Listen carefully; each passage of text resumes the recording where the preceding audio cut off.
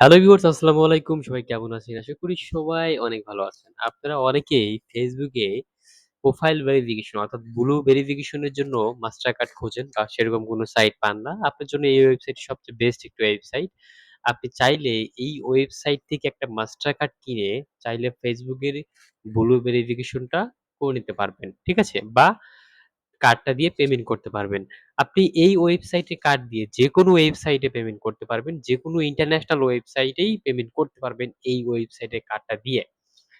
এখন আপনি যদি এই ওয়েবসাইটে আসেন তাহলে এখানে ২ টি কার্ড পাবেন। একটা হচ্ছে ভিসা কার্ড, একটা হচ্ছে মাস্টার কার্ড। সো আমি সবাইকে রেকমেন্ড করব আপনারা এখান থেকে মাস্টার কার্ডটা পারচেজ করবেন। আর এই ওয়েবসাইটের লিংক আমি ভিডিও ডেসক্রিপশন এর নিচে দিয়ে দিব।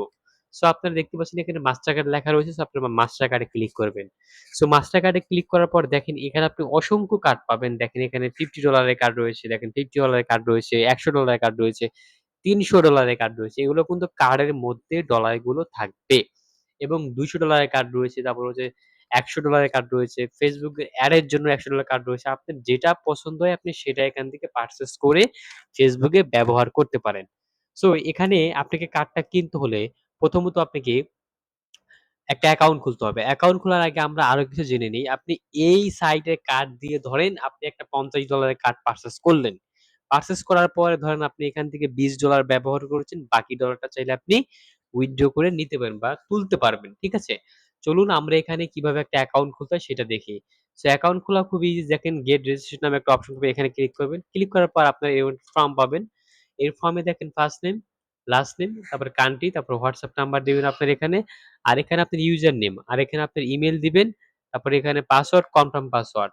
দেওয়ার পরে এখানে আপনি সাইন আপ ক্লিক করবেন, আপনার অ্যাকাউন্টটা তৈরি হয়ে যাবে। ঠিক আছে? অ্যাকাউন্ট তৈরি হয়ে যাওয়ার পরে আর এখানে একটা কিছু খেয়াল রাখবেন। এখানে ইউজার নেম দেওয়ার ক্ষেত্রে আপনার নাম যদি হয় রাজীব তাহলে বড় হাতের R দিবেন, তারপরে ছোট হাতের অক্ষর দিবেন, তারপরে কিছু সংখ্যা দিবেন। ঠিক আছে?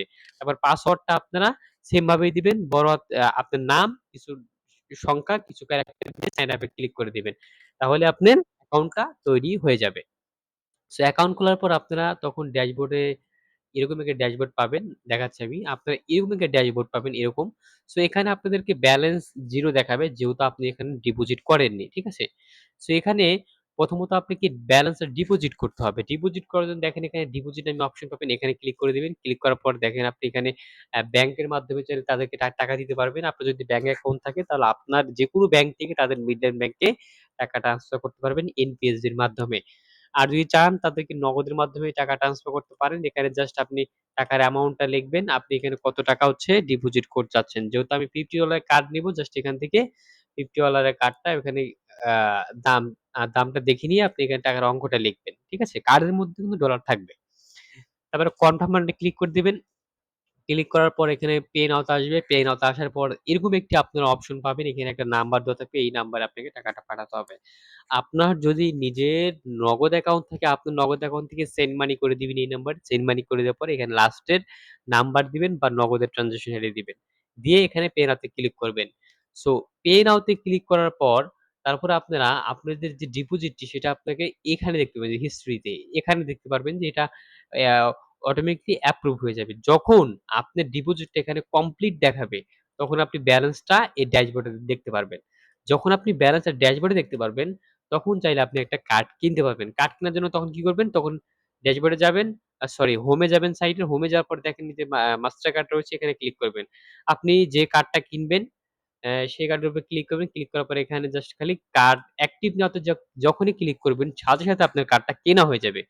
কেনা যা কেনা হয়ে যাওয়ার পর আপনি এখানে মাই কার্ড এর যে অপশন আছে এখানে দেখুন যে মাই কার্ড। এই মাই কার্ডে আপনার এখানে কার্ড লিস্টটা আপনি দেখতে পারবেন। এখানে ক্লিক করলে কিন্তু আপনার কার্ডের number, date and expired, CVV number এবং ব্যালেন্স সবকিছু দেখতে পারবেন। কার্ডের ব্যালেন্স চাইলে রিলোড করতে পারবেন। সেখানে আপনি রিলোড করার অপশন পেয়ে যাবেন। এখানে আমি ক্লিক করছি না এই কারণে সিকিউরিটি পারপাস এ। আপনারা যখনই এখানে ক্লিক করবেন তখনই আপনার এখানে রিলোড করার অপশন পাবেন। ঠিক আছে? এবং আপনি যখন কার্ডে রিলোড করবেন, ইন্টারনেটে যে রেট থাকবে সেই রেটে চাইলে আপনি ব্যালেন্সটা রিলোড করতে পারবেন। আজকের মতন এটুকুই ভিডিও সবাই ভালো থাকবেন। By, by. টাটা আল্লাহ হাফেজ।